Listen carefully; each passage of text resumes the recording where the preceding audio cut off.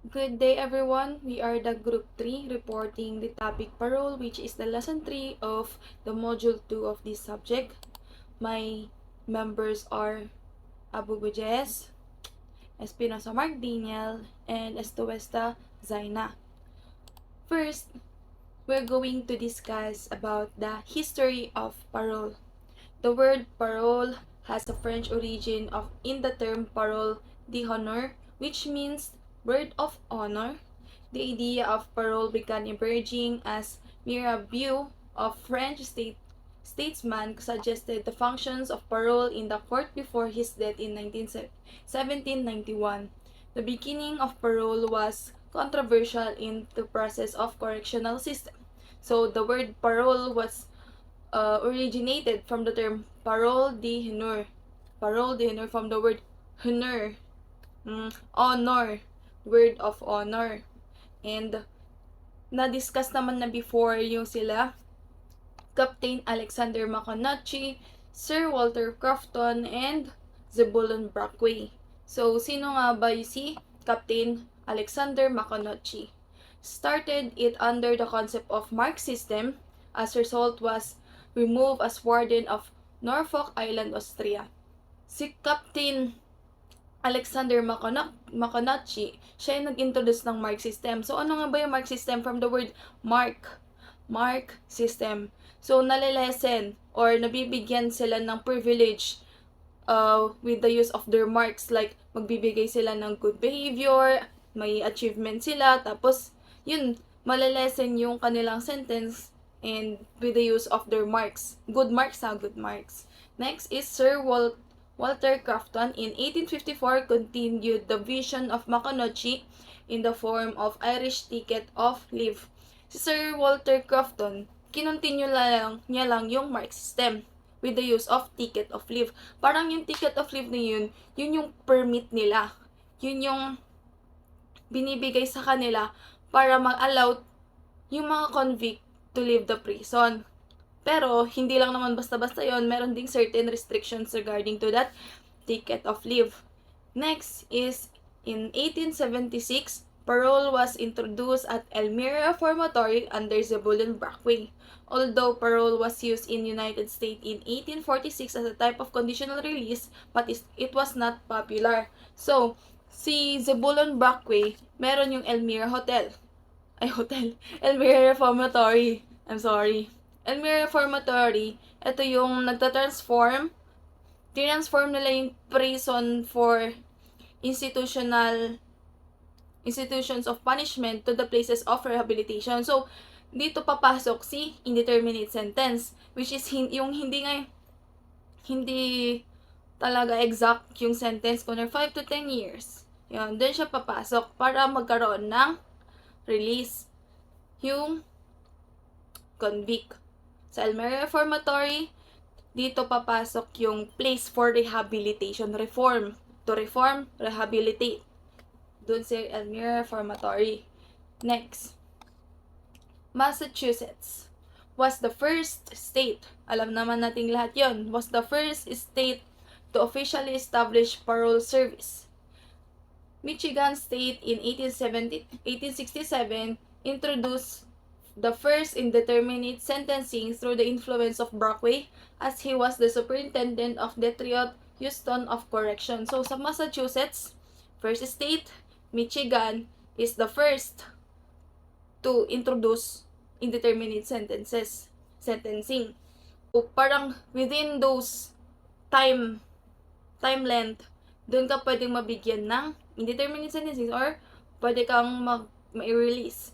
Then, parole consists of suspensions of sentence. Yun nga, parole, suspension of sentence. Pwede kang ma-release sa iyong community of a convict after having served the minimum of the sentence. Yun nga, kapag na-serve mo na yung minimum sentence, kunwari, it was given to you 5 to 10 years, na-reach mo na yung 5 years, so, kahit hindi mo na gamit yung 6 to 10 years na yon, imposed without the guaranteeing of pardon. So, kapag nabigay na sa'yo yung parole, tapos may release ka na, hindi mo na kailangang mag-apply for pardon. prescribing the terms upon which the sentence shall be suspended. Parole restores gradual freedom to the prisons and bridges the gap between the highly controlled and regimented prison's life to the free life in the community. This conditional release is subject with conditions are violated by the parolee. Parolee tawag dun sa nag-apply for parole. He will be brought back to the prison to serve its remaining term. So, kapag may na-violate siya dun sa restrictions given, tapos naka-release nga siya, may bibring back siya dun sa prison. May babalik siya dun to serve the remaining sentence or term. Parole is being conducted through the process of casework under its classification committee.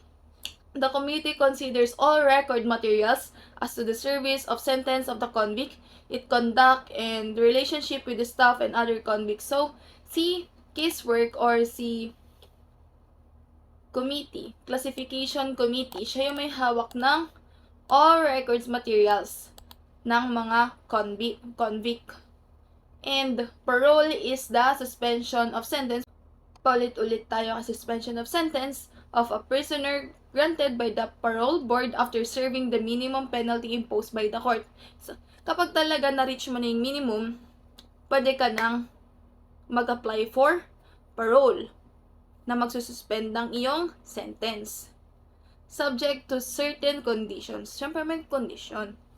In case of violation, if any of the conditions, the parole will be arrested and committed to serve the portion of original penalty. So, ayan nga, kapag may na-violate siya doon sa conditions, sa restrictions na binigay sa kanya, maibabalik siya, marire-arrest siya, and recommitted to serve the portion of the original penalty.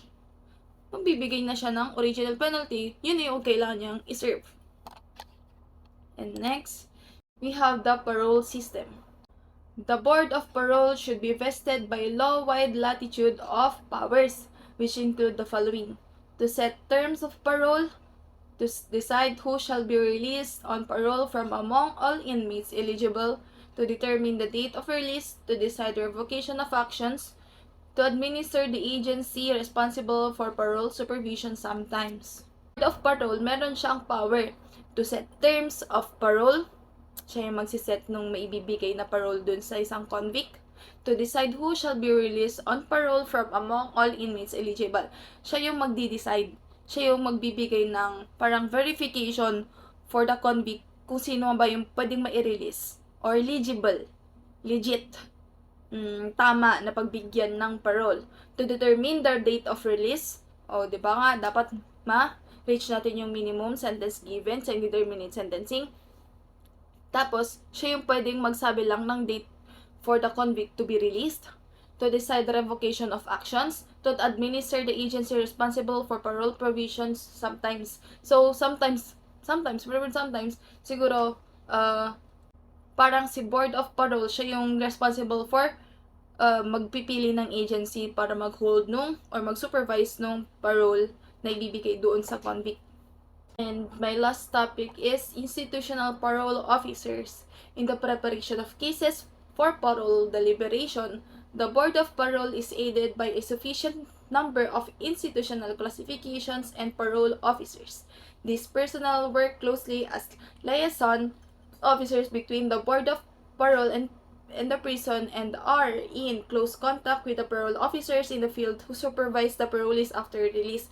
So, si parole officers or institutional parole officers serves as the liaison officers. So, ano nga ba yung liaison officers na yan? So, sila yung merong positive work to like communicate and coordinate sa mga convicts or agencies na nag-hold ng convicts for mutual concerns. For example, sabi dito, who supervise the parolees after release. After release. Kapag na-release, so sila officers, sila yung mag-uusap kung ano nga ba yung mga conditions pa and sino yung magmo-monitor sa mga released convicts na yon.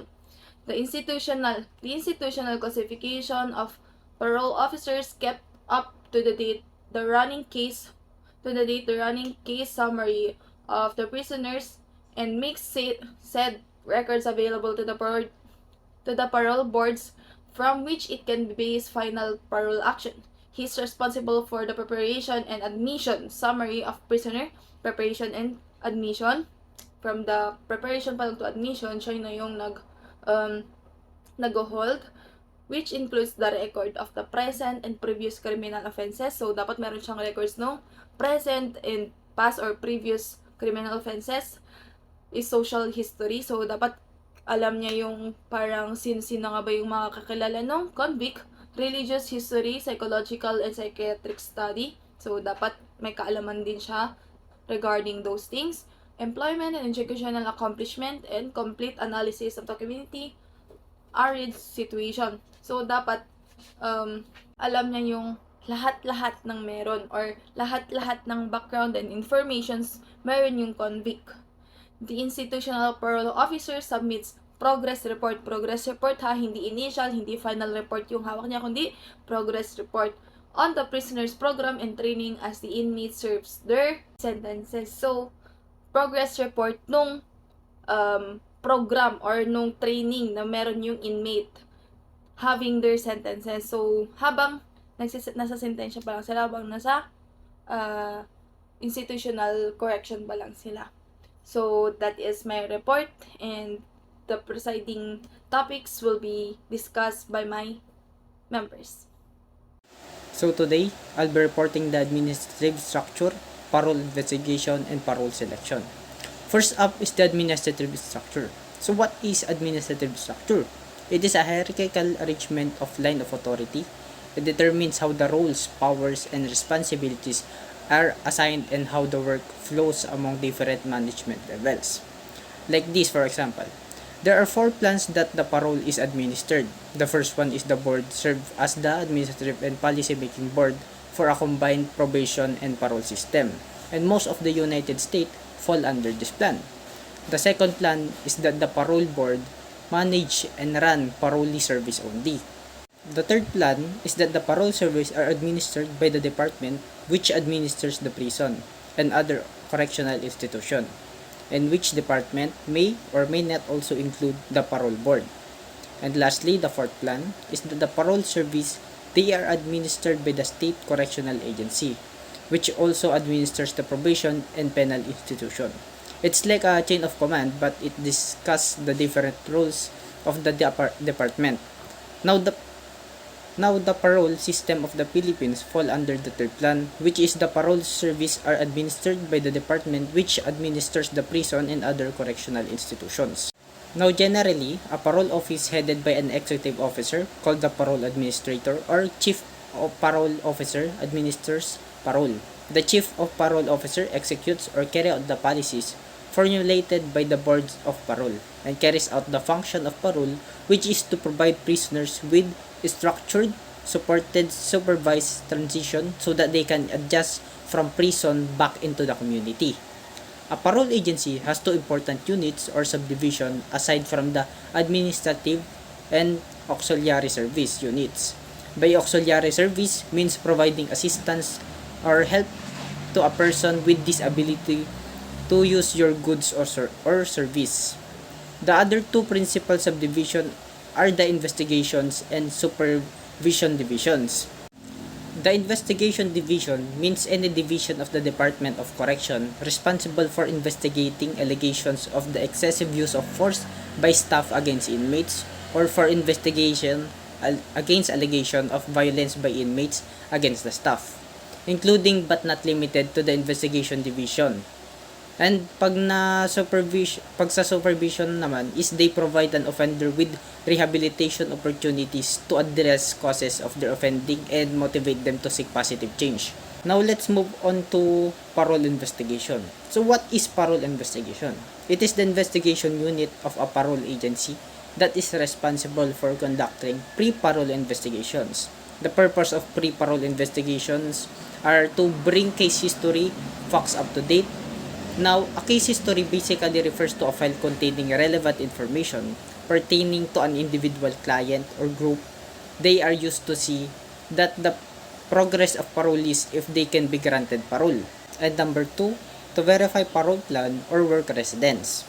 Now, a parole plan is a proposal that an inmate can submit to the parole board to help determine whether he can be released soon, and it should detail what the inmate plans to do after release, including where he will stay, where he will work, and whether he will obtain counseling or drug treatment if necessary. It is often put together by the inmate through family member are encouraged to help as well. Now let's move on to parole selection. One of the most important functions of the investigation division is to help the parole board in selection of prisoner for parole. This cannot be determined merely by the length of time served. If a prisoner is paroled too soon and while still maladjusted, he may fail and return to prison. On the other hand, if the prison is retained too long, he may be embittered, depressed, become apathetic, or discouraged, so that when he released, he may fail to re-establish himself ethically in the society. So here in parole selection, hindi napipili yung isang prisoner for parole kahit gaano man kahaba yung time served niya, kasi madaming factors ang pwedeng mangyari pag di na-complete yung rehabilitation niya. Kaya dito pumapasok si parole investigation. Tinitignan nila kung okay ba yung lagay ng prisoner pag i-release siya sa community at kung anong plan ng prisoner pag na-release na siya before granting parole. In determining of a prisoner for release, the program of treatment and training of the prisoner is the penal institution should be coordinated with his program when released. Dapat balance yung program na binibigay nila sa prisoner para madaling maka-adjust pag nabigyan na siya ng parole. The prison staff and parole bureau should be coordinated in preparing the detailed program of a prisoner both in prison and parole. And one way of achieving coordination between two agencies, the prison and the parole bureau, is to provide institutional parole officer who understand the problems of parole supervision and can work effectively with the parole bureau and prison. Another way to affect coordination between the prison and parole bureau is to assign parole officers from the staff of the latter agency to work in the penal institution, and under this arrangement, the parole officer participates actually in the classifications and casework program of the prison so that he can adjust to its environment and so that he can cope more effectively, and he is also responsible for the evaluation of the inmates program from the standpoints of its usefulness. Sila yung nagche-check kung yung program na binibigay sa mga prisoner ay magagamit din nila pag na-release na sila, para ready na sila sa pag-re-enter nila sa society. Tools in selection. First one was the pre-board summary. This document is prepared by the institutional parole officer. It is a brief summary of the inmate case, including his case history and the salient points which are considered necessary whether or not parole is to be granted. So, this pre-board summary, the institutional parole officer will conduct summary for the inmate's case, including his history case and salient points. Then they will see if the inmates will granted a parole or not. Second, the parole referral summary. This document is prepared by the Prison Classification Committee for the use of the Parole Bureau. The purpose of this summary is to indicate to the field parole workers the staff of the prison considered to be essential for the best interest of the police and the protection of 38, the society it contains, and approach all the prisoner's personality and his needs for adjustment upon return to society. Third was the pre-release progress report. The Institutional Classification Committee also prepared this document. In this report, the professional contribution of the reception guidance center of the institution are brought together for the greatest usefulness at pre-release. The pre-release progress report is used by the parole board as guidance in determining the prisoners and eligibility for parole. And in preparing his parole program, It outlines the treatment program of the parole, while the report contains certain suggestions on this prison's program during the remaining weeks of his stay in prisons. Special emphasis is given to his program when leave the institution in terms of success. After release, the parole officer used it as reference and died when the inmate is brought in the personal appearance, the formulate with the parole officer a program for parole. So this is the 3 documents need to be prepared by the institutional staff to assist the following authorities and the Parole Bureau with their work with individual prisoners. Content of the Parole Referral Summary. 1 was the general background and present status of the inmate. Local status with the regard to release, previous criminal behavior in relation to parole situation, social history including family relation, social welfare assistance, and use of leisure time, personality adjustment in prison, including a perusal of disciplinary record, and other matters. We also have report of institutional program. 1 was the treatment of personality maladjustment. 2 was the vocational training. Here, yung vocational training na sinasabi, some of the prisoners kasi gumagawa sila doon ng pagkakakitaan nila. Minsan yung mga plastic bottles ginagawa nilang parole para may ibenta sila at mabigay sa pamilya nila. Academic education, medical treatment. Yan, meron ding mga ganyan sa loob ng prisons. Recreational activities. Meron din silang parang program like basketball sa mga male inmates. Religious interest. Sa inmates ay sa loob ng prison, meron din silang mini chapel doon. Every Sunday may mass na nangyayari. Meron ding mga bumibisita para ipag-pray sila. And also other matters. 3rd was the inmate own plans and censor over parole. Preferred place of residence, type of work desired, family relation, problems anticipated by inmates, and others. They also have comments by the completer of the report. And last was the staff recommendation.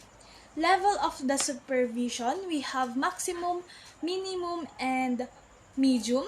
We also have residence work program, which is the education, religion, recreation, etc.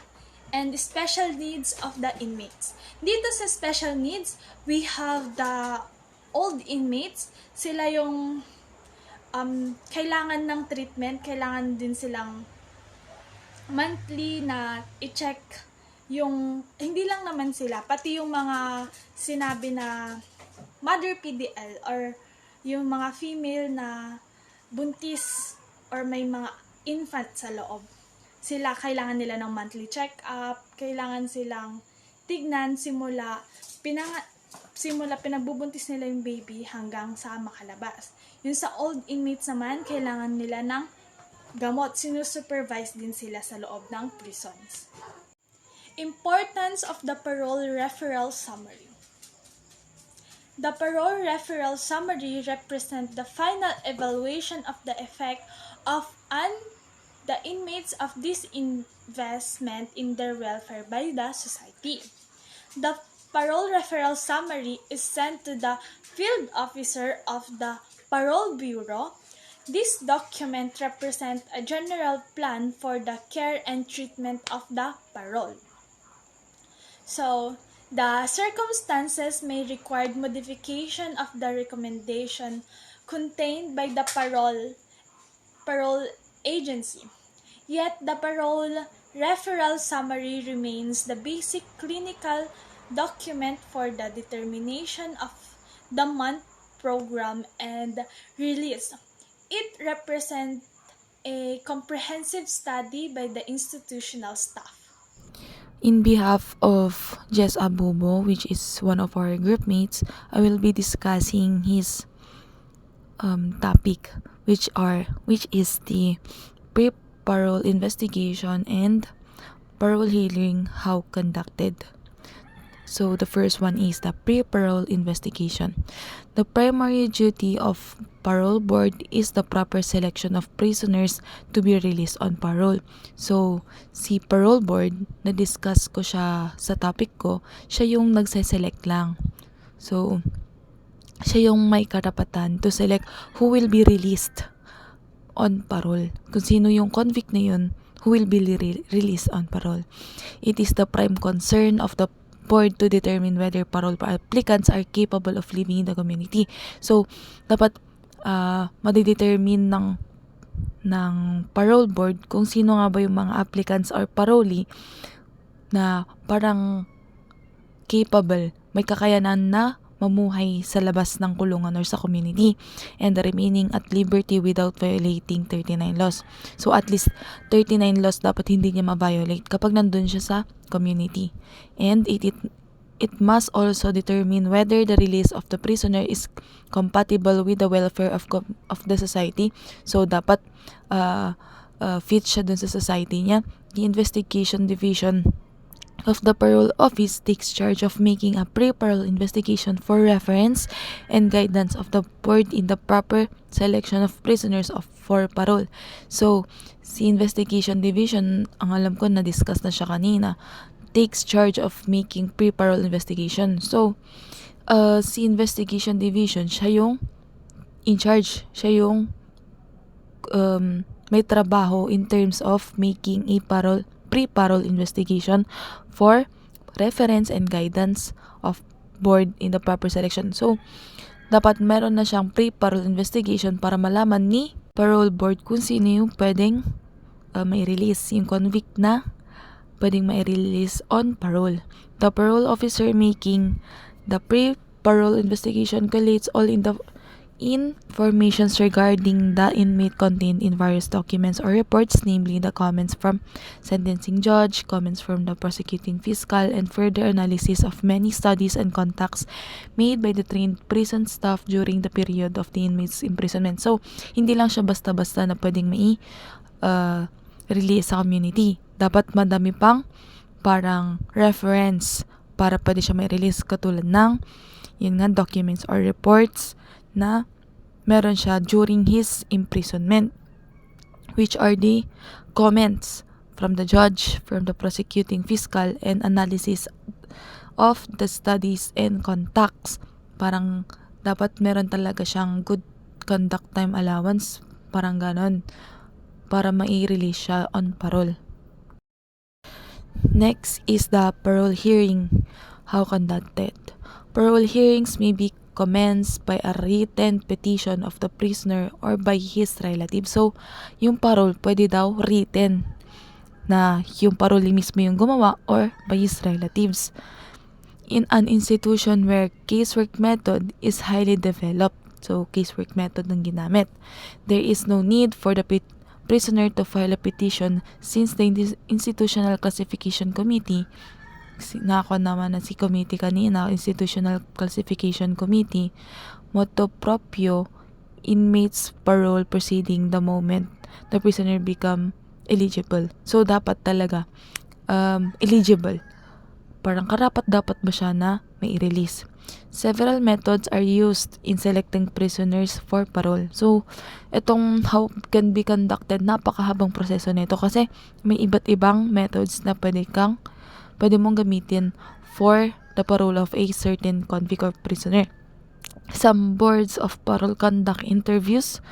May interviews in the prison with the entire membership present to interrogate the prisoner. So, ano ba yung interrogate ulit? Yung suspect yung may interview. Kasi interview is the witness and the victim. Dapat meron daw yung all, the entire membership. Dapat parang meron siyang audience na ma-interrogate.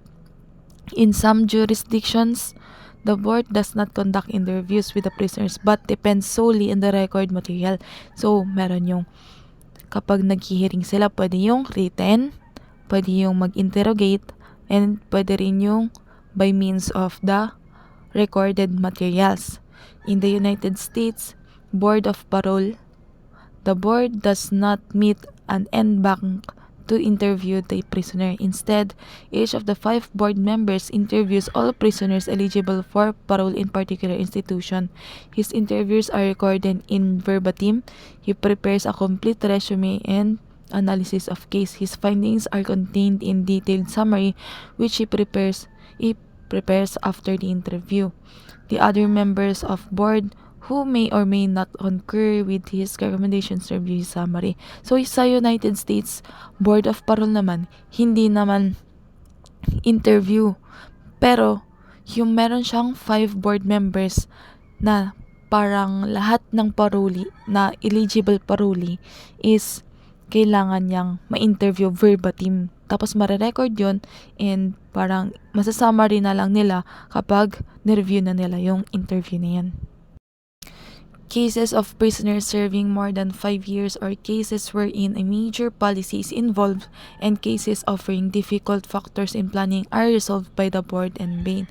So, sa malalalang kaso, si board and bail yung magre-resolve.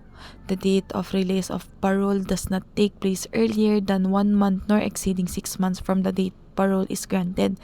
So, yung release or date of release ng parole, hindi dapat more than or earlier than 1 month or more than 6 months from the date of parole is granted. This will give sufficient time for the supervising parole officer to complete and verify the parole release plan. So, kunwari, January na grant yung parole niya. Dapat hindi ka January 25 mai-release. Not earlier. Not take place earlier than 1 month. Diba? Nor exceeding 5 months. 6 months from the date of parole is granted. Yun. Hindi ka pwedeng January, February, March, April, May, June. January, February, March, April, May, June. Hindi pwedeng July. Ganon.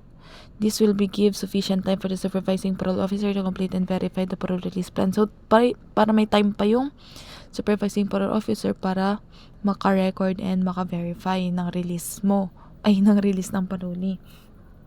Only in exceptional cases are parole is granted immediately upon approval by the board. So, meron nga yung parang yung release na in exemptional, which is may release siya immediately. Cases that are denied by the board may be rescheduled for hearing after 6 months, at least 6 months from the date of denial. So, kapag na-denied naman yung board, dapat may reschedule siya ng hearing after at least 6 months. After 6 months, kunwari na-denied siya ng June, July, August, September, October, November, December. December na siya pwedeng mag-reschedule ng hearing. So, that is all about our report. We hope that you learned something. Thank you.